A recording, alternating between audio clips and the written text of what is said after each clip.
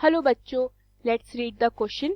So the question says the lines vector r is equal to vector a plus lambda vector b cross vector c and vector r is equal to vector b plus nu vector c cross vector a will intersect if option A vector a cross vector c is equal to vector b cross vector c, option B vector a dot vector c is equal to vector b dot vector c, option C vector b cross vector a is equal to vector c cross vector a, option D none of these.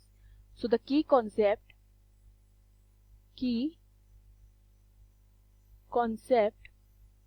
of this question is when two lines intersect each other, जब दो lines intersect करती हैं तो हमारा vector A minus vector B dot vector d1 cross vector d2 is equal to 0 हो जाता है. Okay, जब दो लाइंस आपस में इंटरसेक्ट करती हैं और क्वेश्चन में हमें दो लाइंस गिवन है और वो आपस में इंटरसेक्ट कर रही हैं. क्लियर?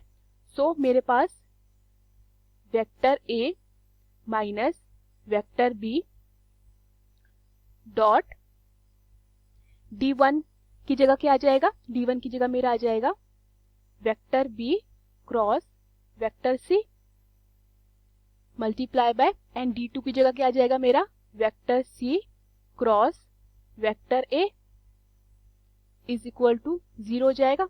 क्लियर? नाउ ये मेरा क्या बनता है? Vector A minus vector B cross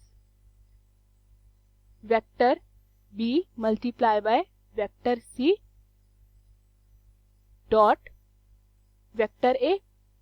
okay, and मैं सी को ऐसे ही छोड़ूंगी vector C, then minus vector B cross vector C dot vector C and मैं वेक्टर ए को ऐसे ही छोड़ूंगी is equal to 0. Clear? Now further ये मेरा क्या बनेगा? Vector A minus vector B dot box of vector B C A vector C minus box of vector B C C vector A is equal to 0. Okay, अब देखिए box of vector B C C में मेरे सी सी दो same vector आ रहे हैं, तो जब भी किसी बॉक्स में दो सेम वेक्टर आते हैं उसकी वैल्यू 0 हो जाती है क्योंकि उसका डिटरमिनेंट 0 हो जाता है. ओके, सो ये तो मेरा 0 हो जाएगा. तो मेरे पास क्या बचेगा? मेरे पास बचेगा vector A minus vector C box of vector B C A vector C is equal to 0. Now ये मेरा क्या बनेगा?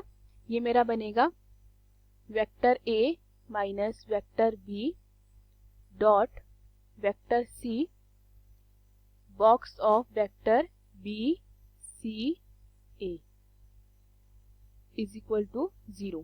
अब मेरा जो box of vector B C है ये मेरी स्केलर क्वांटिटी है. ऑल्सो ये पूरी इक्वेशन मेरी इज इक्वल टू 0 आ रहा है. सो यहाँ पे मेरा बॉक्स ऑफ बी सी ए 0 नहीं हो सकता क्योंकि इसका डिटरमिनेंट 0 नहीं होगा. अगर इसके दो वेक्टर सेम होते तो ये 0 हो जाता. तो इसका मतलब क्या हुआ? इसका मतलब ये हुआ कि जो मेरा vector A minus vector B dot vector C है ये मेरा इज इक्वल टू 0 है. Okay, since A B C are coplanars, so यहाँ से क्या मिलेगा मुझे? यहाँ से मुझे मिलेगा vector A vector C minus vector B vector C is equal to 0. So यहाँ से मेरा vector A vector C is equal to vector B vector C के इक्वल आता है. ओके, सो अपना करेक्ट ऑप्शन चेक करते हैं.